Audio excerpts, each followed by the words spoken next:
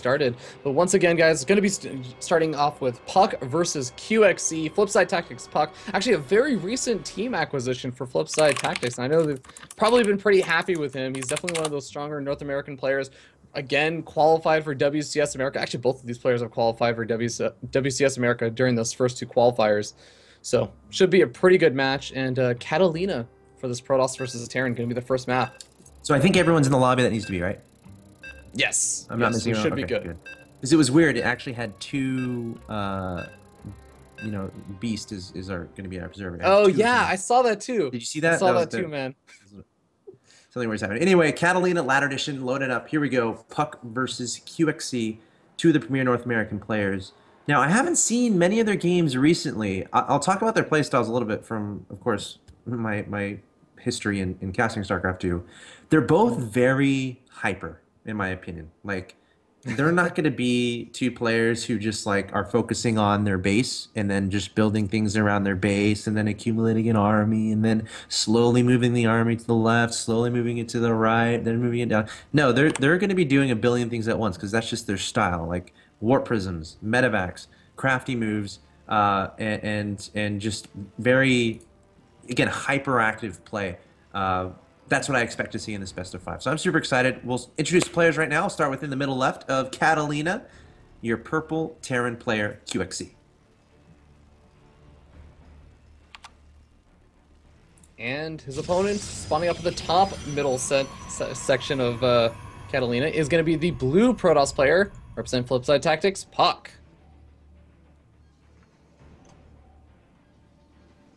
Okay, what a tasty treat we have. Of course, I'm going to be watching the chat as this is going on, as usual. Boss Dragon 25, I see you. How you doing? SST Rapid, new viewer. Give us your prediction, guys. Give us your thoughts on QXC and puCK. We want you guys. I feel like we want you guys involved as much as possible too. Give us your impressions of the players. Do you have any predictions, Mr. Fear Dragon? Oh man, this is going to go into a really interesting territory because I feel like the maps are going to be playing a big part in how this series goes. I really like what you said. These are both players that are not going to be sitting back idly and saying, "Oh, well, let's play StarCraft in like 20 minutes. For now, let's play a 1 versus 1 game." They're not going to be doing that, right? QXC especially, I know, is really a drop-heavy kind of Terran player. At least that's always the sense I've gotten from him. So I feel like the maps and the layouts are going to be really important. I actually really like the spawn positions for puCK in regards to the kind of map for drops at least, because QXC is gonna have a harder time getting over to the natural expansion with his drops unless he goes a really long path along the bottom side. So I don't know. What are you feeling about that? He is they are relatively close by air, so he could once he takes his natural, for example, he's not too far away from his opponent's main, and the main base of puCK is pretty big, so there's a lot of areas that drops could happen. So that's true. And again, anytime it's involving QXC or puCK, you got to be thinking, okay, when are the drops coming? When are the crazy tactics coming? Because we can look at their APM too. Like it's going to be skyrocketing because they both believe in very fast play and coming up with ways to get ahead of their opponent by utilizing a faster play style and just trying to keep their opponent's attention, just trying to keep the momentum by just forcing their opponent to think about so many things and try to break them that way, I suppose. Ooh, lucky scout over here from QXC coming in with a Reaper at the exact time that puCK goes for the probe scout at the bottom side. Actually managed to get that picked off, and now puCK gonna be sitting very much in the dark. Now he's going for a relatively safe build of the 1-gate expand, but he does have to make sure he has his units back at home to just be prepared for whatever QXC throws at him. I'm looking at the chat, by the way. We have some predictions. Papa Mitch saying QXC. Oh, yeah. 3-1. Hyptra is saying QXC is going to win 3-2. So far, Terran fans or QXC fans or both. I consider myself pretty close friends with both these guys, so I don't. It's not like I'm rooting for either one, but I am going to be watching puCK pretty closely. They're going to watch the VODs, Alex. They're gonna Oh, judge sure. you if you Hey, hi root against QXC, them. hi puck. If you're watching the VODs, I love you both so much. I really do. No, but in all seriousness, as a Protoss player, I'm going to be watching puck very closely Yeah. because I'm always looking for new strats. And if there's a guy, if you're a Protoss player and you're trying to learn Protoss, puck is a great guy to learn from. Oh yeah. And So I two mean, stalkers he's out pretty quick. especially Yeah, go on. Sorry. yeah, he's especially renowned for I know doing like Colossus drops and everything, which Yeah. the one gate robo. I'm not gonna say that he's going for Colossus drops right now because it's way too early to tell that, but it's definitely a possibility that we shouldn't count out just yet with the robo being thrown down. So he's getting two stalkers out early, and this is pretty common, at least one, because you want to be able Yeah. to deal with the Reaper. And QXC, I don't know if he wants to be here, so he's going up to the high ground with the Marines, which is wise because they can turn around and kill the stalkers. Otherwise, because if puck plays this perfectly, he can kill every single Marine and not lose a stalker, which is what he's looking for. But QXC trying to be fancy and catch puck off guard. It looks like no stalkers taken out, only Marines, and this is the micro we're looking for between these two guys. It's what they're kind of known for. So pretty fun to see a little skirmish early on in the game there. Yeah, really great target firing going down from both of those players. You could see Puck was also not targeting the closest Marine. He was targeting fire down the Marine that was lowest on health. So it really just goes to show these guys are really microing their hearts out right now. But with the Marauder in the mix for QXE, this is going to be a little bit too much for these two Stalkers to take on. They may have to resort to a Photon Overcharge, actually. Yep. There's the Photon Overcharge. Marauder coming through. This is an interesting timing because this is a situation, a period where... oh my god, by the way, did you see what puck forgot? He forgot Warp Gate. What? So oh my god, are you serious? He just now started Warp Gate, and that is super awkward. So there's a huge timing here where QXC can do more damage. But anyway, for Terran players at home and Protoss players, like the 7-minute mark is a great timing if you're trying. That's a good time. It's a good time to catch like a greedy Protoss. So Protoss is going for like a Forge early, a Robo early, pretty fast. And you're hitting before the gateways necessarily finish Warp Gate, so there's a little time in there where you can get a lot of damage, and you want to do damage to probes, or forcing a Photon Overcharge is great too. So this is going to be a little bit awkward here for Puck. He should have a lot more units here, but since he lost Warp Gate, he only has 3 Stalkers. So these probes are going to be running for their lives. QXC, all he wants to kill right now is the probes. The more probes he kills, the better it is for him economically. Of course, he's got the mules back home, and he's doing a good job so far. And Puck trying to keep the damage as low as possible here. Oh man, 11 pros have already gone down though. It looks like GG gets called. QXC going to be taking game number 1. Oh, that's so painful. You gotta remember your Warp Gate. And such a simple mistake there, but it can cost you the game. It's obvious. It's the most important upgrade you can get as Protoss is Warp Gate. Believe Alex, it or not. it happens once every like 500 games to like every Protoss player. It's just like you think that you hit Warp Gate, but maybe you had like 48 minerals instead of 50, or like 50 minerals, or like same thing with gas, and it just doesn't start. But at a high level, you're like, you have so many other things to do. You're doing like this fancy micro with your stalkers and everything, picking away at Marines on the other side of the map. This is the last thing that you're actually like constantly checking on to see if it's actually going. You just assume that it's going. And that's a really painful loss. Like, these guys are playing so fast, as you said. That for puck, it's literally you click on the cybercore, you hit G, and then you're off to doing something else. And that's like half a second of time.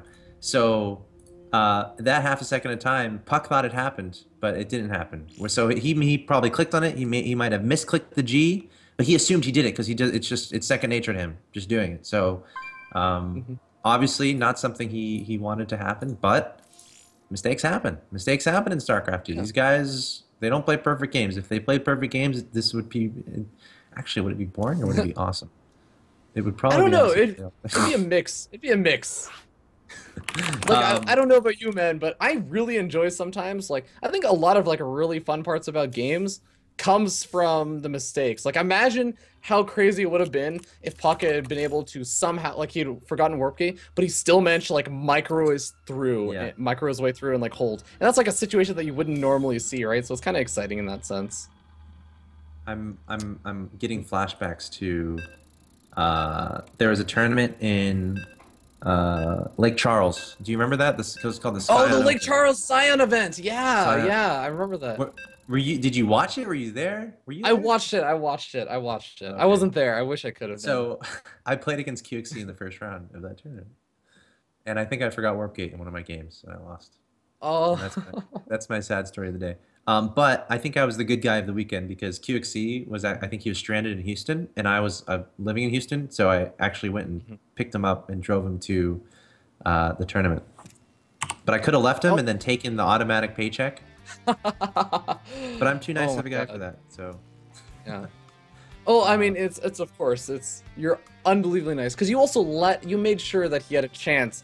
You wanted to make sure it was an even game by forgetting Warp Gate because right. And gosh, if you forget Warp Gate, it's like, especially against a good player, it's so unforgivable. It's so freaking difficult. But anyway, yeah, puCK is not thinking about that. So I think we should move on from that as well as we introduce the players, yeah. beginning with QXC in the beginning with the player in the bottom right hand location. Your purple Terran, who is currently up 1-0 in this best of 5. He is QXC.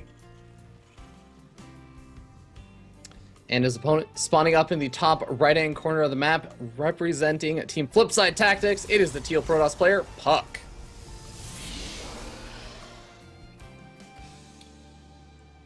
All right. So Axel Toss, we talked a little bit about maps in the last game and how like Yeah. drops and everything could go, but that actually didn't come into play at all, right? Like very, very little of it No, it came into didn't. play in the ways that we were That talking. was it was a very short game. It was finished very early, and I feel like talking more about the players. So those of you watching, I want to tell you all a little bit more about QXC. QXC is a guy. He's kind of pensive, but it's a little bit it's more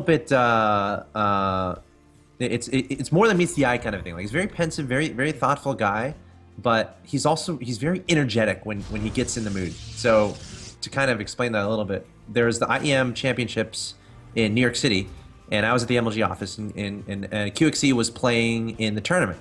And then we were hosting a secondary stream in the MLG offices, me and Nick, and we were inviting players to come and commentate with us. So I messaged QXC. I'm like, "Hey man, you want to come cast, dude? You want to come cast the office?" And he was a little bit, back off from it. I don't know the best word. He was a little bit passive about his interest, but he ended up coming over. And then I had like the funnest time ever casting with the guy. It was like a Scarlet versus a Terran match, and QXC was going absolutely bonkers, crazy in casting the game. Like, he had so much energy, and it was so much fun casting with him. So there's a little bit of insight, I suppose, on Kevin QXC Riley. He can be kind of pensive, but he has a lot of energy inside him that's just waiting to have an opportunity to explode. Yeah, I think a lot of people have actually gotten to see that side of QXC throughout his commentary. I know he was even commentating earlier today. I think it was a little bit too early for me. It was like 6 in the morning for me. But he was commentating the Legacy of the Void show matches amongst Team with Total Axiom Biscuit. today. With With Total Biscuit. And they was getting like really excited and everything. He's actually like really fun to listen to. We are kind of looking into this issue, I guess, with puCK lagging out. Oh man, this will be a little bit sad if it happens. Oh. Wow, cutting it down to the last second. Game pause. I was about to pause. Timer got to 0 and suddenly stopped lagging.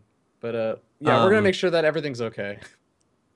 Yeah, of course. We don't want these guys lagging. But yeah, then we went to go after that, back to the QXC stuff. We went to go get Korean food, and he eats a lot of food. He's got a hearty appetite. I'm also remembering, I think there was an MLG once where he beat a Korean, and it was like a crazy upset.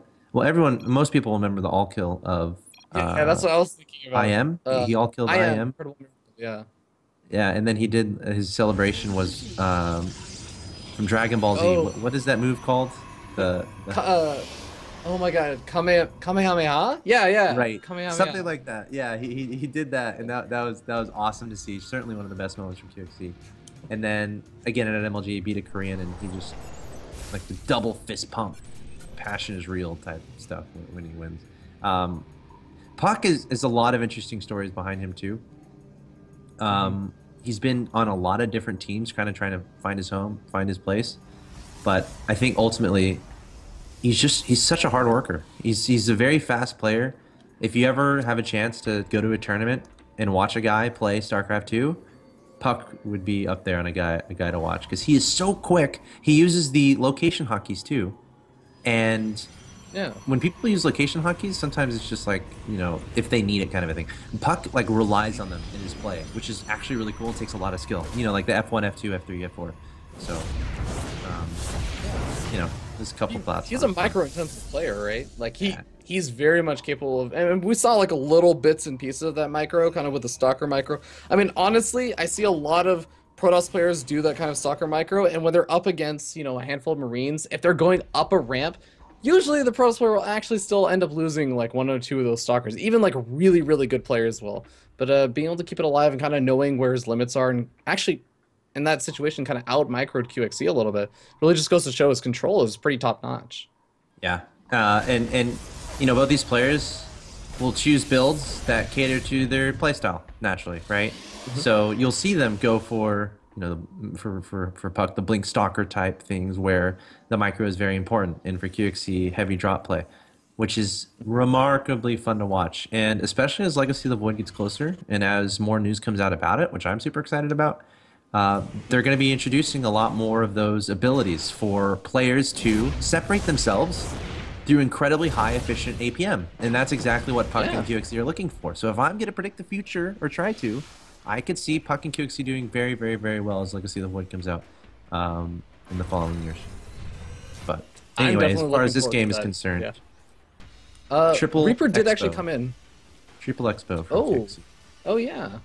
Pretty fast expansion taking for QXC. He did also see the robotics facility from puck, so I wonder if that's also maybe factoring a little bit. Actually, it looks like that orbital command finished up a good bit before he actually scouted out that robo, so probably not factoring too much, but we'll have to see if QXC can actually hold on over here.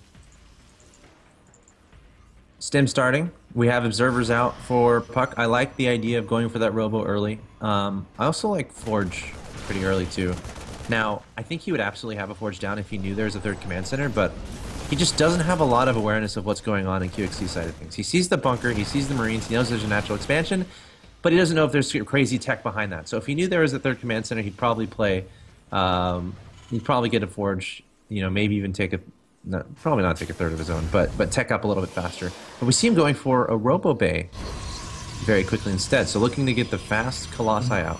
And this is setting itself up to be a pretty long macro game. Warpgate was not forgotten. QXC not going for any early mid-game pushes at 7 minutes. We're seeing these guys play relatively passive, which means we're going to see a lot of exciting StarCraft. Yeah, oh man, QXC, does he smell the observer? Does he? No. Moved his Marines right into position to maybe potentially intercept. Oh, I think he sees it. There it is. So the third command center was spotted, and there's the Forge Twilight Council immediately going down for puck. Now, I think puck has to make a decision here. It's both of his third bases are going to be closer to QXC, which QXC can take advantage of and like kind of identify when it's going down and then push. Because QXC already got away with his fast third base, so now he can have a ridiculous income. So if I'm puck, maybe I play very safe, very very passive. Just make sure I'm crossing all my T's and dotting all my I's. Get those Colossi out and slowly go and take a third base. So we'll see what happens. Yeah. One thing that's important to note is puck actually did come in with that observer. Before it got sniped off, it did see the third expansion, and it saw that the factory was only just kind of finishing up. So puck should actually know one really important thing is that he does not have to leave a lot of units inside of his main base right now. He doesn't actually have to worry about the drops just yet. And all he has to really do is worry about that kind of ground attack path and knocking down these destructible rocks over here. Looks like he may be answering that question that you asked earlier, Axel Toss. What third expansion does he take? Looks like he wants the low ground one. Yeah, I'm okay with that. I don't know. There's not a huge difference, obviously, as you said, low ground versus high ground. It's without overanalyzing it, it's the closest expansion to where the command center was, so that might have been the decision making that happened there. And also, I think Colossi can actually be much more annoying towards the mineral line on the left-hand side. So that might have gone into that decision-making as well. But in any case, we're about to see these players start really testing themselves. We have QXC getting 2 medevacs. We're going to keep an eye on those guys as they're probably going to swing along the right-hand side. But I would like to note the phenomenal observer placement of puck right now. He's got an observer in the middle right, outside his base. He's got one in the middle outside his base, and on the top left, top middle, I should say. So he should be able to see anything that's coming as these medevacs approach that right-hand side. Yeah, and perfectly timed for puCK as well. He's finishing up a lot of his warp gates, so he's going to be able to do a really big warp in response to when this drop actually comes in. He should see, oh my god, these two medevacs, if only they knew, stopping right on top of the observer, just saying, Yep. just in case you didn't notice it before, I'm going to give you a little bit extra time to notice. And this is so good for puCK because puCK knows what's going on, and QXC Hmm. doesn't. So puCK is kind of expecting this to happen. Now, what QXC could easily do though, he can push these medevacs to the left-hand side, but puCK did a great job. He kind of feinted to the middle. Oh, and there's a scan. So I want to explain what Hmm. happened there really quick. So puCK feinted to the or kind of feinted to the middle because he knew the drops were there on the right-hand side. So he was trying to get QXC to go into his main base. And then puCK, QXC kind of bit, right? Because he noticed that move out. He's like, okay, now I can drop. And then he's like, wait a second. And then he scanned in the main and saw his army was there. So it's like crazy. These guys are playing at such a high level right now. It's really hard to appreciate all of it. But of course, we as the commentators trying to give that to you guys. Yeah. But again, such a super cool moment there. And I love also like the follow-up add-on where QXC also is smart enough of a player to realize what just happened, and he immediately is just like, wait a second, and he scans right on top of his army and Yeah. sees the observer Yep. there and is like, oh, okay, you knew Yep. you knew what was going on. I don't know if he ever knew the observer on the right hand side. He could probably guess though. Yeah. You could probably guess, but he's just going to bring those medevacs back. But again, testament to how good both these players are. They're doing things that you wouldn't necessarily notice at first, but Yeah. playing at a very high level. So anyway, we're going into the what would you call this stage of the game? Like when the storms are coming out, you got the Mid-late, Colossi coming yeah. out. These guys are going very high tech, and now. If you're thinking about best timings from a Terran perspective, it's going to be before Storm finishes. But now Storm is done, and then we might say, "Oh, are there any ghosts?" Well, there are ghosts, and QXC is he's feeling bold. How many are those? He's sending so many SCVs right now. Yeah, I wonder if he does know whether Storm is actually finished up. I mean, the ghosts are obviously going to be nice, even if there are High Templar, but he's really going to be relying on actually landing those EMPs, and he may just be getting those ghosts for the sentries. I'm wondering if that's what he's thinking, like the sentries and the Immortals? I think he should know the High Templars. Yeah, he's scanning. He sees the High Templar. If a Protoss doesn't have High Templar at this point, it's no good. And look at this, puCK is just completely abandoning that location, willing to sacrifice that third base, backing up, realizing all those SCVs are there. He wants more time to get energy on those High Templars to have more storms available. But this is already a pretty good thing for QXC. He doesn't really have to engage here either. Oh. Now that the third is denied, he can play really safe. But there's going to be an engagement. One storm going down, two storms. Very good storms there. The Ghost's not able to get the EMPs out. And I think he's got to be happy with how this is going. Because he took down his opponent's third base, and he has a third base up. So, sure, he pulled a lot of SCVs, but he has Mule back home. I'm sort of wondering about that. Like, is this at a point where do you think QXC maybe could benefit from just sending those SCVs back? I mean, killing off the third expansion, if he can continue to deny the third of puCK, Yeah. maybe that could work out. I mean, I think there are only 10 SCVs there. He has 76 SCVs total. So that's actually, it's not a big deal at all, the SCVs he has. Yeah. So I'm interested in what puCK's going to try to do. He's going to try to re-expand here at this third base on the left-hand side. It's going to be a little bit easier to defend because he has that high ground advantage. QXC is going to spot this, and now we're going to see how he decides to handle this.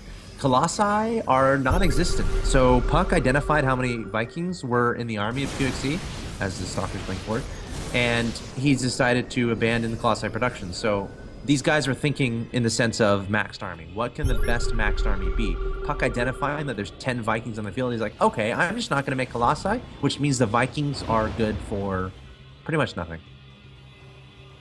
So, Yeah, again, high that's level actually play. a really good maneuver, and I really like this play from QXC, dropping over in the main base with his entire army, going to be able to immediately depower a lot of these production facilities. He may even be able to get the Cybernetics core. That means that no more Stalkers can be warped in. It's going to be pure Zealots and High Templars warped in now.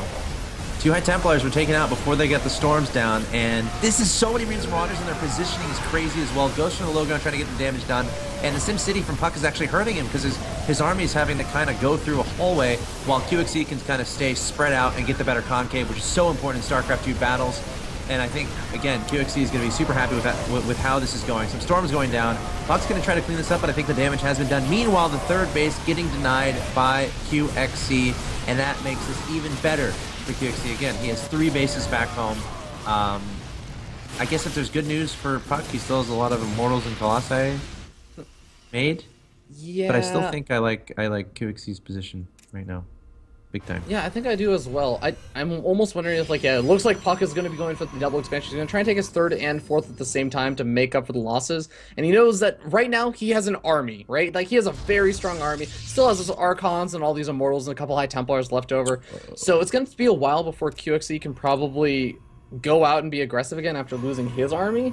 So he's going to just try and take a little bit of an economic risk and say, you know what? By the time you can actually do anything about this, I should be able to have benefited from the economic risk that I took. At least that's the feeling that I get from puCK.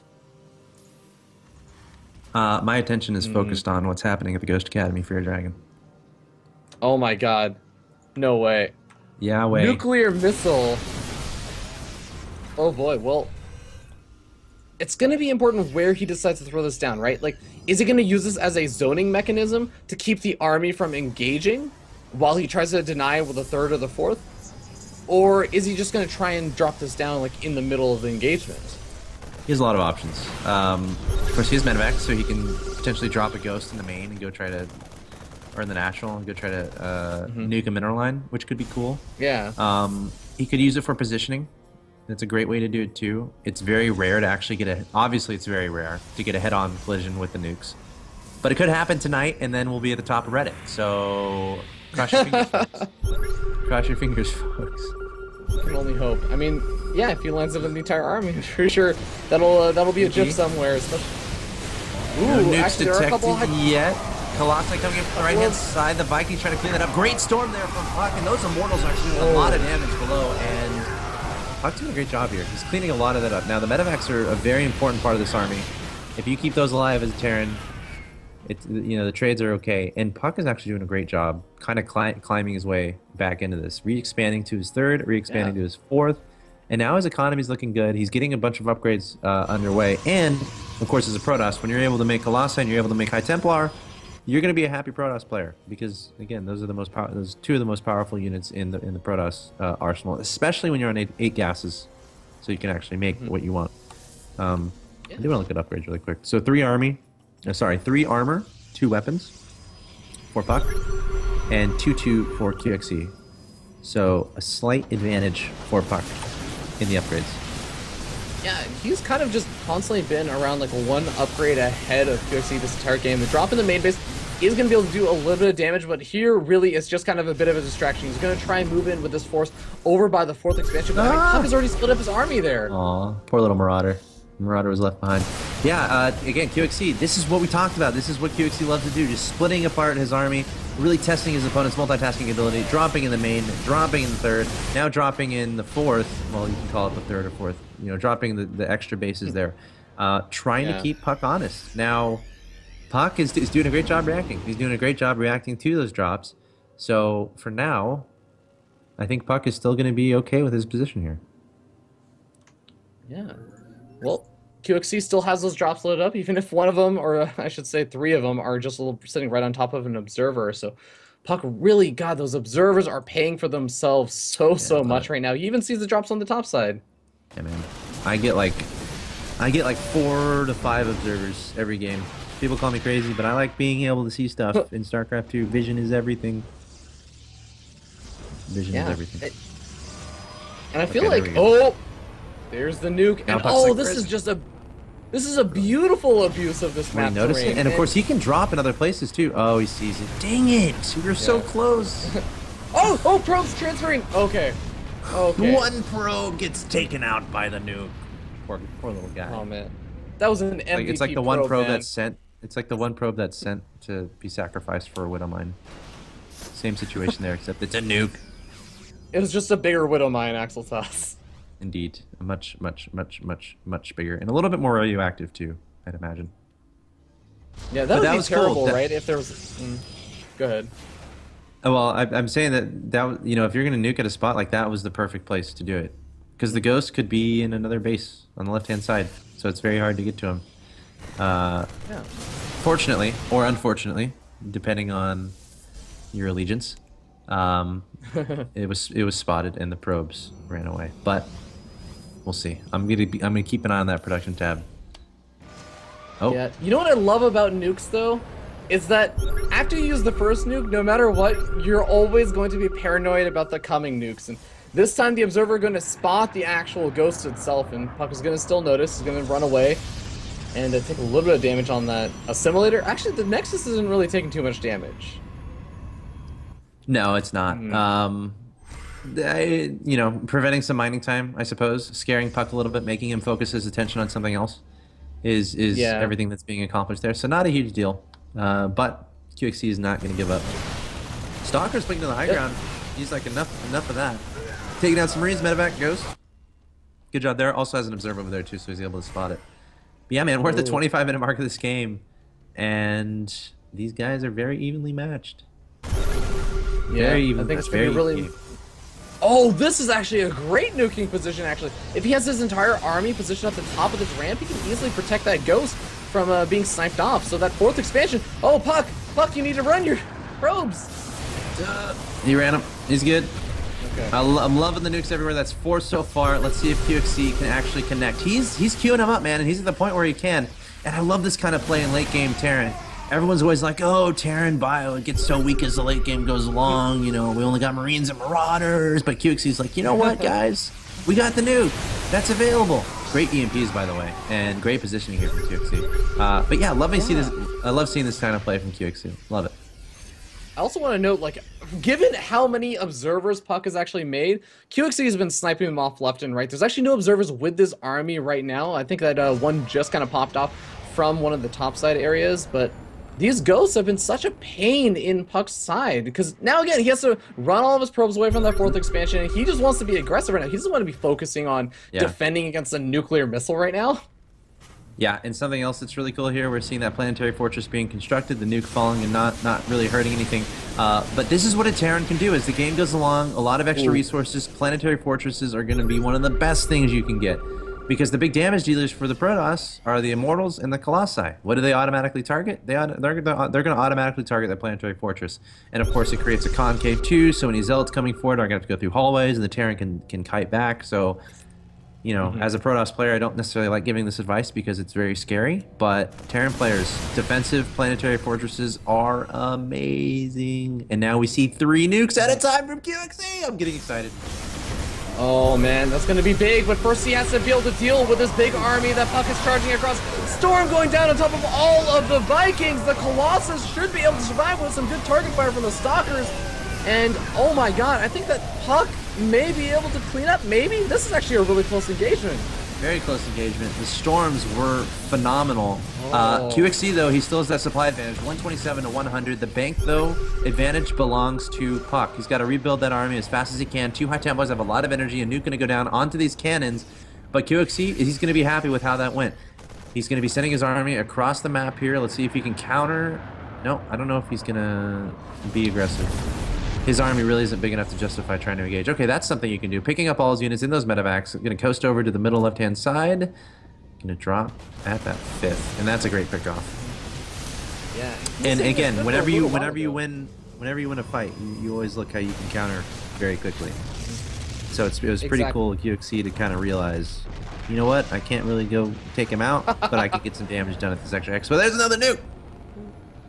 Oh, that same location. I feel like at this point, puCK just knows where the nukes, like, there's like 2 locations that they keep coming down at, but it doesn't make it any less annoying. Oh, kills an observer too. Nice. That was a good observer placement too, and he's gonna throw down a nuke in the same spot. Does puCK know? Does puCK know? Does he know? Yes, he does. Oh, okay. He sees it. He does. He's gonna back away. 1 probe is gonna be the sad panda. No, he hides in the assimilator. Ooh. That is one really sturdy assimilator, but we got some of the army moving along the right-hand side, gets stormed, and it looks like Stalker's going to blink on top of him as well. They are going to go away potentially into the main base, so that could actually be a great window of opportunity. It could. We'll see. He is dropping there. And again, a lot of this is puCK trying to distract as much as he can so the nuke can land and get some kills. Oh no, those probes are going to be vulnerable. puCK doesn't know. puCK doesn't know. Yes, he knows. Okay, running barely, getting out of the way. And puXC's like enough is enough. puCK's like enough is enough, taking down that ghost, but this drop in the main is still going to be a headache for him. Oh, and it looks like it's going to be canceling +2 shield weapons at least. Oh no, maybe not. The Zell is actually doing a great job, and all of these battle forces are so low in health. I actually think that he's going to be able to ward it off with just a handful of Zealots in these Colossus. we're going to see a lot more of that for QXC, the drops in the main. Meanwhile, he's taking every other base on the map soon enough. And that's the problem, right, for puCK, is that he hasn't been able to actually get up a 50. Every single time that puCK is like saying, I need to establish my next expansion, QXC has made it the biggest headache ever for him to establish. And in the meanwhile, QXC has just constantly been taking expansions left and right throughout the entire game. Even from his third expansion, everything has been really early for him. Yeah, and you guys watching at home, a lot of people might be asking, okay, how do you really know who's ahead at this point in the game when it's this late? One of the best things to look at is going to be the gas count. And right now we're seeing puCK with only about 200 gas to work with, meanwhile QXC is 2,000 to work with. At this stage in the game, the gas is so important that enables you to make all your expensive units. Colossi and High Templar are very gas intensive. Vikings and Medivacs and Ghosts and Nukes are very gas intensive as well. So QXC, ahead in supply, ahead in that gas count, ahead in bases, he is a happy camper right now. And I think his strategy is going to be keep denying the 5th base from puCK while taking skirmishes here and there. And keep nuking, of course.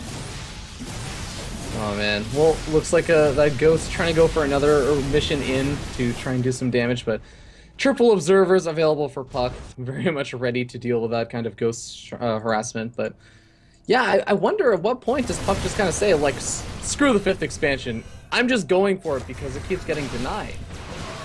Yeah, however, that's a problem when there's a planetary fortress looking at you in the face saying, come at me, bro.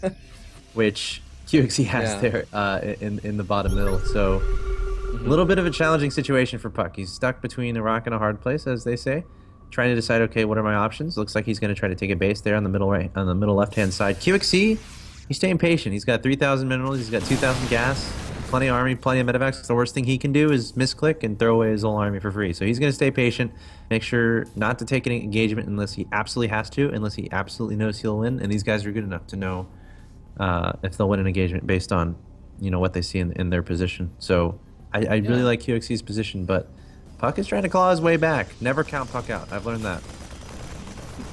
Well, this is definitely one of those matchups where, honestly, if you just have a couple of good things going your way, some really good storms, maybe you actually get a lot of the Vikings like that. Oh my god, those are some beautiful storms. Speaking of which, you can really turn the game around. These are great storms. Another nuke going to be attempted here. And now it's going to get very tricky. puCK is a little bit distracted here in the middle side of the map. Engagement going to happen here. A lot of the ghosts are cloaked. Observers are able to see what's going on. The Vikings trying to target down those Colossi. A nice concave here from QXC. There's a nuke. Taking out 2 High Templar. A lot of cannons as well. And puCK looks like he's going to clean up this army from QXC. So, again, very evenly matched. Lots of even trades going on here. This is still anyone's game. Another nuke going to be attempted here at the 4th base. Looks like the probes are going to be pulled back. Yeah. Honestly, puCK has been so on top of these nukes, it's just actually really amazing. Even in the midst of a battle, he's just been really, really good about making sure he moves all of his units away from there. And another nuke gonna go down, but wait, he killed off all of the observers during that engagement. He's trying to storm. There's no observers moving for puCK. He's like, where's the ghost? Yeah, how do you... maybe make 2 of the High Templar into an Archon, and then try to... Man. Okay, there's another storm. Stay alive. Ghost survives. He was going. And the cannon's not even powered. Yeah. Oh my god, that Ghost is just gonna get away. He's gonna come back another time. Yep. Oh, the entire army is on the left-hand side of the map, though. So now QXC comes in on the right-hand side, snipes off the High Templar. Such an even game. Okay, so... I love that QXC... Yeah, go ahead. Well, 157 to 141 is the supply count for QXC still. And if we look at the amount of command centers he has, we are going to see an economic breakthrough in StarCraft 2, because he's got I think he's got about like 12 command centers or something, which is a lot of mules. Of course, admittedly, some of them are planetary fortresses, but lots of income. So I still think QXC is in a very good position, and he's continuing with the nukes. So I'm never going to hate on that, ever. Yeah, I love how aggressive QXC has been, despite the fact that he has like this big bank and everything. A lot of players, I think, would just be thinking, okay, well, it's time to just go for it, right? I can always remax. QXC has been so patient about how he's taking these engagements, and he's continuing to harass. He's continuing to just try and batter puCK down and make puck invest in things to be defensive rather than things to be aggressive with. Yeah, that's a good point. I mean, puck is having trouble doing much of anything. Now, I would consider getting a Warp Prism, I guess, and doing some DT stuff, but it's a point where QXC has just so much ability to get resources that I'm not even sure what that would really do. Like, let's say a DT goes and kills 20 SCVs. Well, QXC doesn't really need those SCVs anymore because he has a billion mules available. So it's a tricky thing for puck right now in deciding, okay, how can I do any damage? I think it's going to come down to a big engagement. And puck has to micro his heart out. Or maybe he can send some zealots to the extra expansions, but then planetary fortresses are there. So it's a very tricky situation for puck. Yeah, for now he's not going to get that big engagement. Instead, he's just going to get a double drop in his main base, trying to send in some reinforcements. But look at that positioning from QXC. Only Stalker's really able to get involved in the battle. DTs, though, worth their weight in gold right now, dealing massive amounts of damage to that army. Yeah. Yeah, that's going to be cleaned up, but this is not going to be... it's not going to have much weight on the results of this game. Again, I think it is going to come down to a big engagement, and we'll have to see who decides to initiate. These guys are going to continue taking bases. The important units to watch out for, again, the High Templar, the Colossi, the Ghosts, the Vikings. It's all going to come down to control. The Vikings, you want them to target down the Colossi, you want the Ghosts to get the EMPs on the High Templar, and on puck's side, that's what he's going to be focusing on, getting the feedbacks on the Ghosts, getting the High Templar storms on the army, and making sure his Colossi are spread out and the Stalkers are targeting down the Vikings. So that's what we're going to watch out for, and our observer is showing us that 5 Vikings are currently idle. You don't want idle units at this stage in the game. Definitely not. And I'm kind of curious what your thoughts are on how exactly QXC decides to build his army, because I know there's sort of been a weird mix. There was actually a really interesting discussion on Twitter, actually, between, I think, puCK, QXC, and a couple others, where they were asking, like, what exactly should your unit composition be as a Terran player versus a very, very late-game Protoss player? Do you want to keep a lot of Marauders in the mix? Do you want to phase them out and get Ghosts? It's tough. How do you feel about that? I think the most important things are the storms and the Colossi. So that needs to be priority number 1. And I think where you take the fight is super important. The bigger the concave, the better. So I think, you know, a good concentration of bio certainly isn't a bad thing. I think a lot of Marauders are fine. But again, the Ghosts and Vikings and Medivacs are going to be the most important. And look at this, mixing in nukes. That's cool as well. So I don't have an absolute answer for you. I think it's, you know, positioning is going to be the most important thing. The nuke is actually going to fall on these Colossi. And there's a Templar puck not even noticing. What a great strike there from QXC. And I think that's exactly what we were looking for. Puck going to try to charge through and get this damage done, but that went exactly how QXC wanted it to go. He's going to be fist pumping, and there's the GG. Oh my gosh, that happened so quickly. Wow, and some great play out of QXC. The nukes, though, there was only one nuke that really landed that entire game of like the 20 that got brought down, but that was the most important nuke. That was the game-deciding nuke. Wow. We're talking about, okay, what's the best composition to have in Terran versus Protoss? So we'll get a Ghost and get a nuke, and then let that happen. QXC answered our question right there. Oh my gosh. How fun was that? So that's the moment we were looking for, man. Wow. Yeah. Chat and now, appreciates it. yeah, series is brought to 2-0 in favor of QXC right now. puCK definitely gotta make sure that he wins all of the games now. Doesn't actually have any games that he can really afford to lose anymore if he wants to take this series.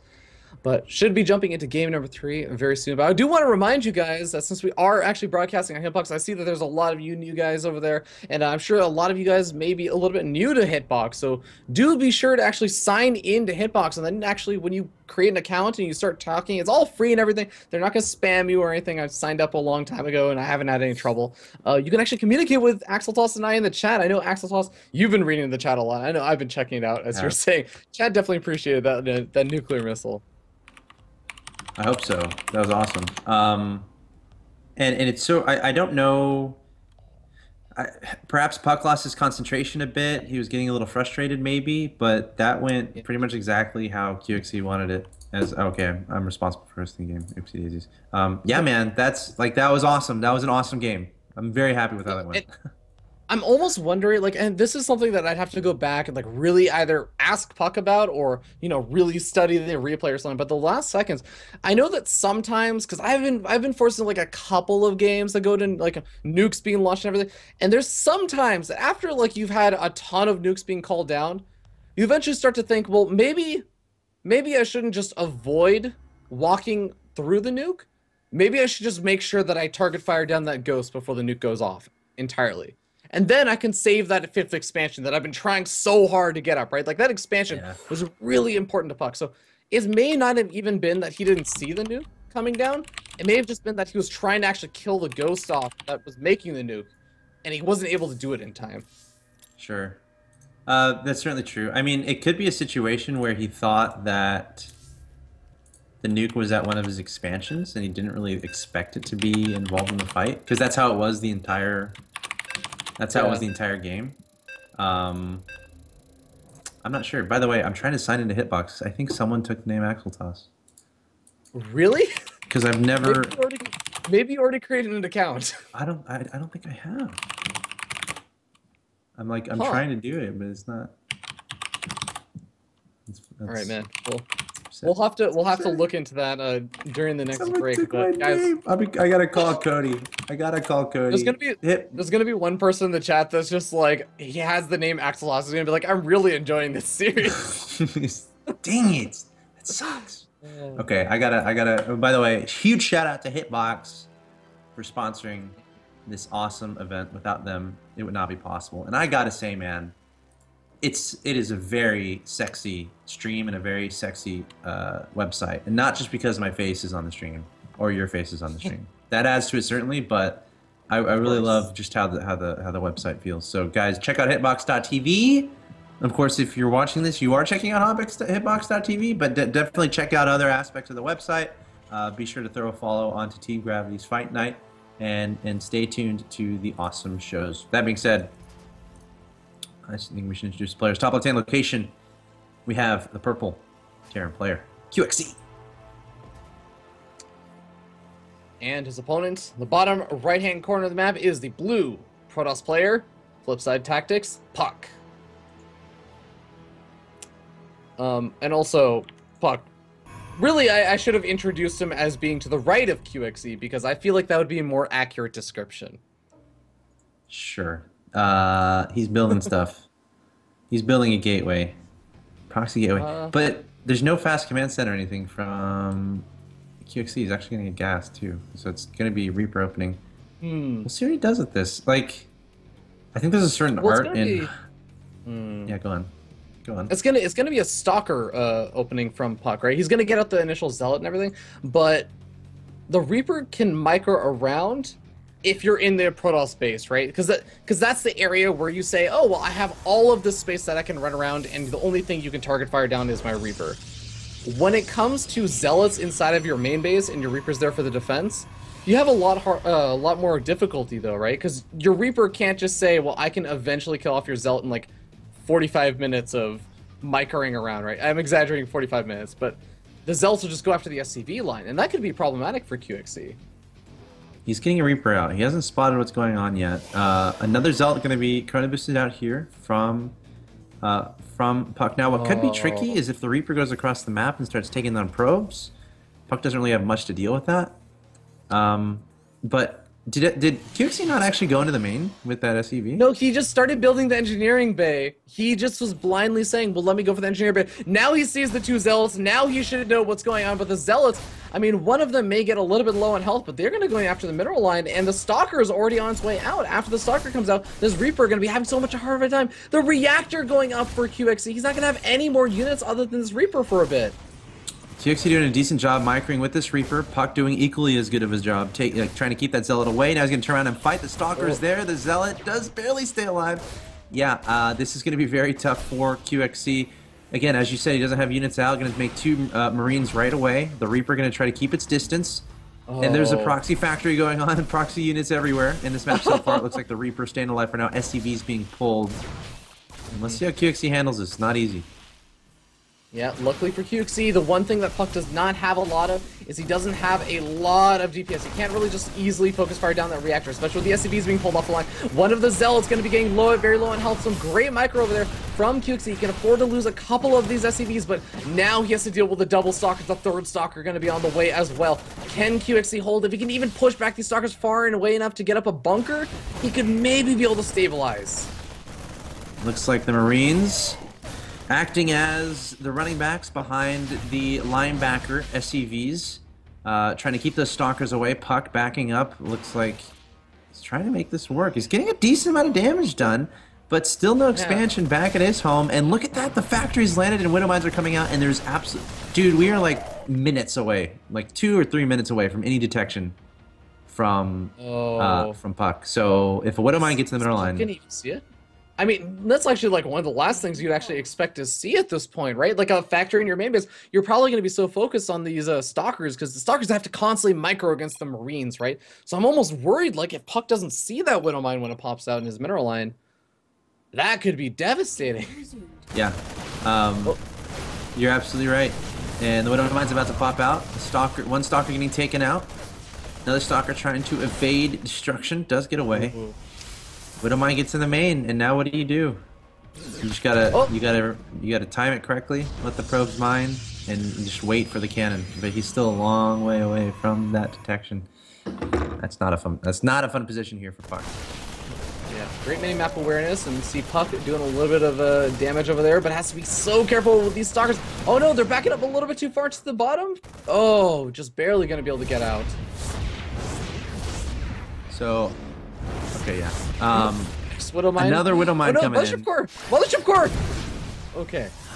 Managed to survive. This is so tough. He's got to get a cannon up right away. There it is. puCK handling this decently, but puXC is up 35 to 26. Remember, he's up 2-0 in the series. So if he wins this game, he'll win the series. Marines coming down from the main. 2 stalkers taken out. Oh, yeah. I think puXC has this. I think puXC especially if that bunker goes up, right? Like, it's gonna be no way for puCK to easily break up into the top side. Widow Mine's going off once again. Oh, there's the I G. think that's it. Good game. That was a